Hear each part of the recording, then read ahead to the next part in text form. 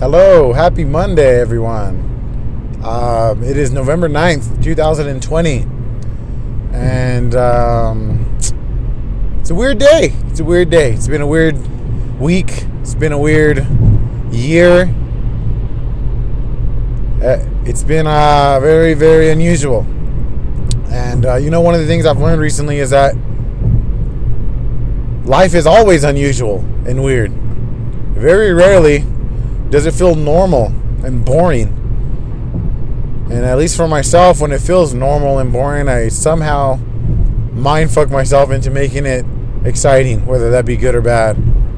And, I'm not sad, I'm not depressed. I think when most people turn 30, they go through a huge, life-changing experience, or they get into their head a lot, whatever. But I've always been like that. So nothing special about this age, but the timing is a little peculiar. And as I'm in this somewhat of a break from YouTube, taking a step back from actually creating legitimate content and trying to reevaluate what I want to do, or if I want to do. It was just weird to even turn my phone on and record this, because I don't know, man. A lot of what's going on with YouTube is kind of weird to me right now. I'm starting to notice myself and how much I've done all of this for the gratification just to get gratification from other people. It was very rarely something that I just truly enjoyed, and I'm starting to see more that it's something that I've done to try to feed my ego. And as much as I believe in psychedelics and I believe in, a lot of the things that I talk about on this channel, a lot of it I don't want to disrespect, and I don't want to propagate. I don't know if that's the right word, or take advantage of. So that's just kind of where I'm at now. I'm trying to reevaluate what I truly give a fuck about, what I'm truly passionate about, and what I want to do going forward. So that's really all that's happening right now. I had a beautiful birthday with the family last night. My daughters and my wife surprised me and sang me happy birthday, made me a cake, and got me this cool new Audible 484 tie-dye new and improved sweater. This is not merch, but maybe we'll get something out like this. I don't know. But either way, it was a beautiful night with my family. I had a great time. They got me a couple things. And honestly, that was one of the best birthday experiences I've ever had. I'm not going to lie. And it's my 30 year old birthday. I don't know, my birthday where I turned 30 years old. So a part of me is trying to force myself to plan something and do something, go out or something, but I kind of don't want to. I really don't want to. Sorry about the sun. I know it's annoying. But I really don't want to, man.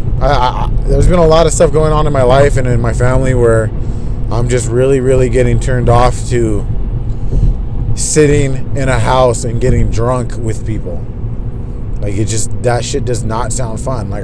Don't get me wrong. I'm not saying I'm against conversation, but lately, drunken, obnoxious conversation that has no meaning or substance behind it has really been fucking with my head, and it's not something I want to do. So that being said, there's not much I want to do right now, and because of COVID, there's not much to do. So yeah, I don't know. I'm probably just gonna vibe and chill out this weekend. I'm 30 years old. I don't know if I can say vibe anymore, but I'm just gonna vibe. And that's really it, man. Thank you guys so much for sticking with me. If you guys are still here, subscribed. I don't see myself leaving this channel. I see possibly me making a couple other ones, or I don't know, just evolving like I always have. And I hope to see you guys stick around. And for those of you who dislike my videos the second they come up without even watching them, and to the people who probably still leave hate comments on my videos, don't forget there's an unsubscribe button, and you're more than welcome to click it, okay? Just saying. It's funny because that's one of the biggest issues I've had with my channel lately, is the community I've grown is like diamonds in a minefield. You know, a lot of you guys are diamonds, but there's a few fucking ugly ass mines every once in a while, and it's just annoying, but that's just part of it. I'm rambling a little bit too much. What I do want to leave you guys with is a story, and hopefully I can tell this right. I'm lifting it somewhat from this book, The Subtle Art of Not Giving a Fuck, and it's about an artist and a group, and it kind of signifies a lot of where I'm at right now. In the early 60s, there was a rock band that took over America. They came from the UK, and they were a band of four. There was the pretty boy, his name was Paul. There was the artsy lyricist, his name was John. There was another pretty boy who was really good at guitar named George. And there was another one who some would say they wanted to be the leader of the group, as far as the studio executives and things like that. They thought this guy was the best looking in the group. He normally would get all the girls, and he also seemed to be the most talented. He was the drummer of this group, and his name was Pete Best. If you didn't find out, I don't know if I'm telling this story well, but if you didn't know by now, that group was the Beatles. And this drummer, his name was Pete Best. And rumor has it that the members in the group didn't get along with him.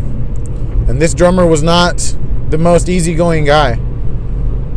And a month or so before they released their first studio album, the band and their manager plotted to kick out Pete Best from the group and hire a new drummer by the name of Ringo Starr.